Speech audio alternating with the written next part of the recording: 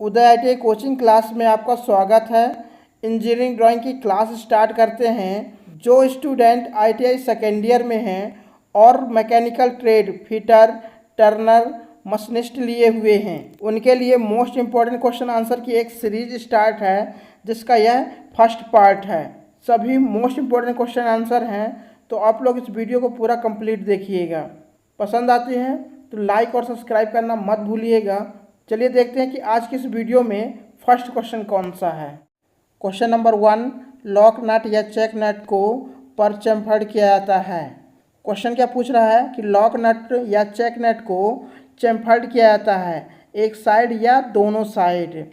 Question को figure के माध्यम से समझते हैं। देखिए, जो नीचे वाला जो नट होता है यह नॉर्मल नट होता है, जिस पर एक साइड पर चैम्फर्ड किया जाता है, और जो ऊपर वाला जो नट होता है, जो पतला सा नट आपको दिखाई दे रहा है, यह लॉक नट होता है, जिस पर दोनों साइड चैम्फर्ड किया जाता है।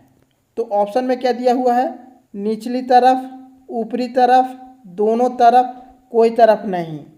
तो इसका आंसर क्या है? इसका सी आंसर सही है, दोनों तरफ। लॉक नट या चेक नट को दोनों तरफ पर चैम्फर्ड किया जाता है, इसलिए इसका सी आंसर सही है। चलिए नेक्स्ट क्वेश्चन देखते हैं।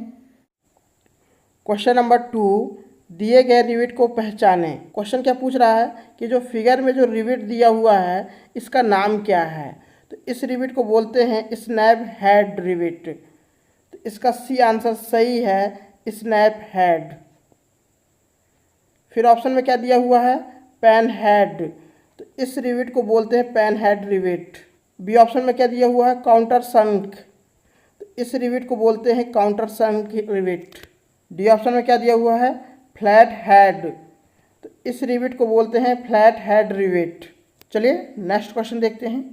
क्वेश्चन नंबर 3, गहराई के आधार पर न्यू कितने प्रकार की होती है? तो गहराई के आधार पर न्यू 2 प्रकार की होती है। तो इसका आंसर क्या है? इसका ए आंसर सही है। चलिए नेक्स्ट क्वेश्चन देखते हैं।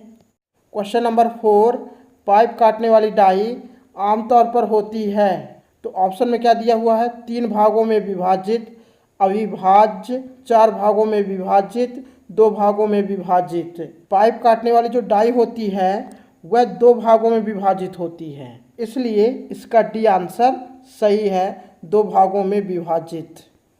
चलिए नेक्स्ट क्वेश्चन देखते हैं। क्वेश्चन नंबर 5, पाइप थ्रेड का शामिल कोण लगभग है। तो क्वेश्चन क्या पूछ रहा है कि पाइप में जो चूड़ी कटी हुई होती है उसका कोण कितना होता है? तो पाइप में जो चूड़ी कटी होती है उसका जो कोण होता है 55 अंश का होता है, जिसको क्या बोलते हैं? BSP। BSP का फुल फॉर्म होता है ब्रिटिश स्टैंडर्ड पाइप थ्रेड, जिसका कोण कितना होता है? 55 अंश का होता है। तो इसका आंसर क्या है? इसका सी आंसर सही है, 55 अंश। चलिए नेक्स्ट क्वेश्चन देखते हैं। क्वेश्चन नंबर 6, नट और बोल्ट हैं। तो नट और बोल्ट कौन से फास्टनर हैं? तो ऑप्शन में क्या दिया हुआ है? अर्ध अस्थाई। तो ये ऑप्शन गलत है। बी ऑप्शन में क्या दिया हुआ है? स्थाई फेसनिंग। तो फेसनिंग नहीं होता, फास्टनिंग होता है। तो यहाँ पास क्वेश्चन में गलत दिया हुआ है। ये क्वेश्चन पेपर में इसी तरह से आया हुआ है, इसलिए जहाँ पास गलती है तो वहाँ पास मैं गलत रहने दिया हूँ, अपने से कोई सुधार नहीं किया। चलिए क्वेश्चन को हम समझते हैं। बी ऑप्शन में क्या दिया हुआ है? Permanent fastening. तो परमानेंट फास्टनिंग को क्या बोलते हैं? स्थाई फास्टनिंग। स्थाई फास्टनिंग क्या होती है? जब 2 पार्ट्सों को आपस में वेल्डिंग के द्वारा क्या करते हैं? जोड़ते हैं। अगर किसी कारणवश इन दोनों पार्ट्सों को अलग करना पड़े तो क्या करेंगे? गैस कटिंग के द्वारा इसको काट कर अलग करते हैं, जिससे पार्ट्स और फास्टनर दोनों खराब हो जाते हैं। तो इसको बोलते हैं स्थाई फास्टनिंग। सी ऑप्शन में क्या दिया हुआ है? Temporary fastening. तो टेम्परेरी फास्टनिंग को क्या बोलते हैं? अस्थाई फास्टनिंग। अस्थाई फास्टनिंग क्या होती है? जब 2 पार्ट्सों को आपस में किसकी सहायता से? नट बोल्ट की सहायता से जोड़ते हैं, तो इसको बोलते हैं अस्थाई फास्टनिंग। इन दोनों पार्ट्सों को अलग करना हो तो क्या करते हैं? नट को खोलते हैं और नट बोल्ट को अलग कर देंगे, जिससे पार्ट्स और फास्टनर दोनों खराब नहीं होते हैं। सेमी परमानेंट फास्टनिंग को क्या बोलते हैं?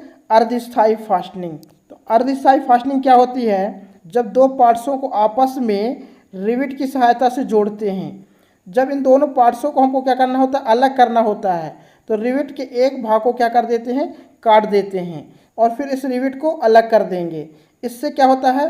पार्ट्स खराब नहीं होता, फास्टनर खराब हो जाता है। क्यों? क्योंकि हम रिविट को काट कर अलग करते हैं, इसलिए हमारे फास्टनर खराब हो जाता है, पार्ट्स खराब नहीं होता। इसका आंसर क्या है? इसका सी आंसर सही है। नट और बोल्ट अस्थायी फास्टनिंग होते हैं, इसलिए इसका सी आंसर सही है। चलिए नेक्स्ट क्वेश्चन देखते हैं।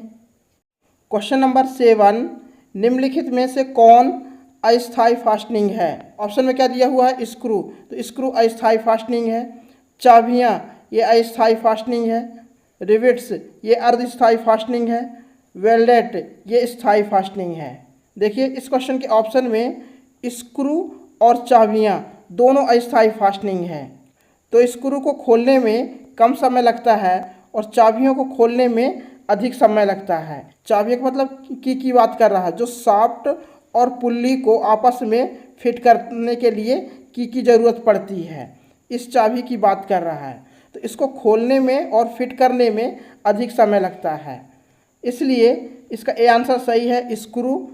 अगर ऑप्शन में स्क्रू ना हो तब आप चाबियों में टिक करिएगा, अगर दोनों ऑप्शन में है तो आप स्क्रू पे टिक करिएगा।